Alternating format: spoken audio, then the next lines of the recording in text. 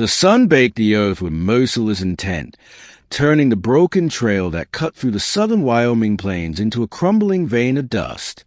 Buzzards circled high in the sky, the only witnesses to what was left of the stagecoach wreck. Wood splinters, luggage, and a single shattered wheel lay strewn about, baking beneath the July sun. And then there was her. Clara Whitmore lay half-hidden behind a cluster of desert sage, her once ivory dress stained with blood, sweat, and the red dirt of the open west. Her lips were cracked. Her eyelids fluttered weakly. She had dragged herself from the overturned coach, the only survivor after the driver lost control and careened off the ridge. Her ankle was twisted, and one shoulder hung wrong, useless. But she was alive. Barely. She heard the soft rhythm of hooves before she saw him. A lone rider, tall in the saddle, approached cautiously. Dust rose behind him like a whisper. As he neared, she saw the shadow of a hat brim and the leather grip of a revolver at his hip. "Easy now," the rider muttered, dismounting with a cautious glance toward the wreckage. His voice was low and warm, with the faintest rasp. "You alive?" Clara tried to answer, but her tongue felt like ash. She blinked once. That was all she could manage. The cowboy knelt beside her, his sharp blue eyes scanning her wounds. His hands were gentle as he touched her wrist, checking for a pulse. "You're burning up," he murmured. "Name's Boone, Carter. I reckon you ain't got strength to tell me yours just yet." With a grunt, he lifted her into his arms, ignoring her weight and the blood soaking into his shirt. She winced, her body protesting every jolt, but there was no time for softness. He hoisted her into the saddle, climbed up behind, and turned the horse toward the far-off town of Calico Ridge. Chapter 2. The Woman Who Wouldn't Break. Calico Ridge was a raw-edged town built on grit, whiskey, and rail dreams. A saloon, a jail haze, and a church fort for attention down the main road, while dust coated everything like a second skin. Boone brought Clara to the back room of the livery, where he bunked while working odd jobs and breaking horses. Doc Harlan was called in from the saloon, and set Clara's shoulder with gritted teeth and a steady hand. "She's lucky," he muttered, "but if that fever doesn't break, she might not last a week." Boone didn't leave her side. He cooled her with wet clothes, whispered calming words when the night maze took hold, and fed her broth in silence. Days passed in quiet vigil. On the 5th morning, Clara opened her eyes fully. Her voice came out soft, cracked. "I'm Clara. Clara Whitmore. Thank you for saving me." Boone nodded. "You're safe now, Miss Clara. That's all that matters." Her lip trembled, then steadied. "I was supposed to start a new life. The stage was taking me to Bent Hollow. A dressmaker's shop offered me work. The accident, it ruined everything." Boone's voice was quiet but certain. "You're still breathing. That means your story ain't over." Chapter 3. The Weight of Scars. Clara stayed on in Calico Ridge, helping the preacher's wife mend linens and teaching 2 orphan girls to read. She wore scars like armor, her limp, her crooked shoulder, the sadness that lingered in her eyes. But she carried on. Boone kept his distance, but never too far. He was the kind of man who watched more than he spoke. Folks said he'd once ridden with an outlaw gang, the Black Sparrows. He never denied it. But now, he kept his head down and worked hard, living clean.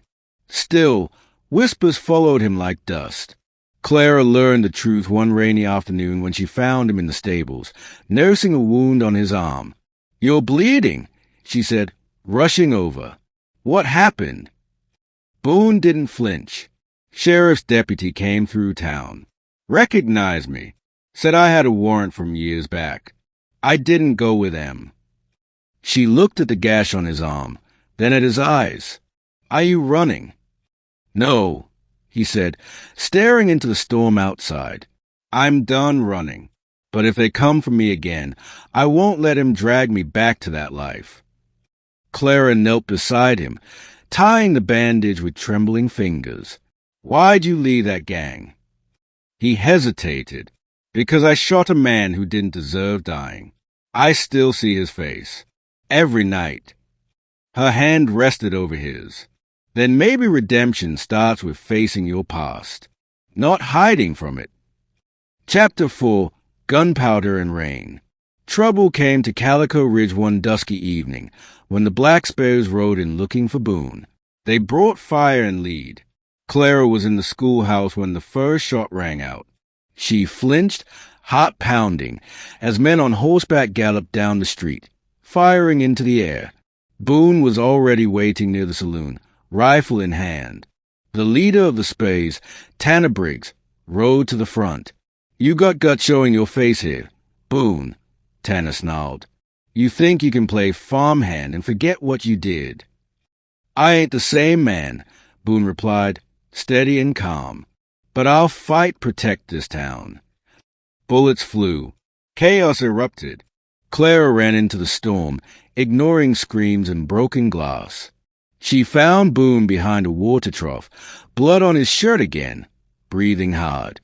"I told you to stay back," he shouted. "And I told you redemption don't come easy," she snapped. He looked at her like he was seeing her for the first time. Then he handed her a pistol. Together, they fought. By dawn, the Spares had been driven out, some dead, others fleeing. Boone collapsed just as the sun crested the hill. Chapter 5, A New Morning. Boone recovered slowly, but this time it was Clara who didn't leave his side. She read to him, teased him about his stubbornness, and gave him that rare smile, the one she saved when she forgot her pain. The town's view of Boone shifted. He had defended them, stood tall, and bled for their safety. Sheriff Lawson tore up the old wanted poster. "You've earned your place," he said. "Far as I'm concerned, you're one of us now." Weeks later, Clara stood beside Boone on the porch of the newly built mercantile. A sign hung proudly above the doorway. Whitmore and Carter, goods, sewing, and leatherwork. The shop was hers, and his, a place rebuilt from the wreckage of both their pasts. That evening, Boone took her hand under the starlight. "I never thought I'd deserve someone like you." Clara looked up at him, her eyes full of fierce, quiet strength. "And I never thought anyone would make me feel safe again." He cupped her cheek, thumb brushing over the faint scar near her temple. "You gave me more than a second chance. Clara, you gave me purpose." "And you gave me hope," she whispered. "We save each other." He kissed her then, slow and certain. There was no grand crowd, no preacher, no promises shouted to the heavens. Just two wounded souls standing tall, finding peace in each other's arms. Epilogue, the trail behind and the road ahead. Years passed. Clara's limp remained, but so did her fire. Boone never did shake all the ghosts from his past, but he learned how to live with them, to let them shape him instead of haunt him. Together, they raised a home, a family, and a legacy. Travelers through Calico Ridge often asked about the couple who ran the little mercantile with the best stitched dresses and toughest saddles west of the Divide. Some said they were born lucky. But those who knew better, who saw the scars, the grit, the love hard-earned through hardship, knew the truth. They were two broken pieces that made one whole life.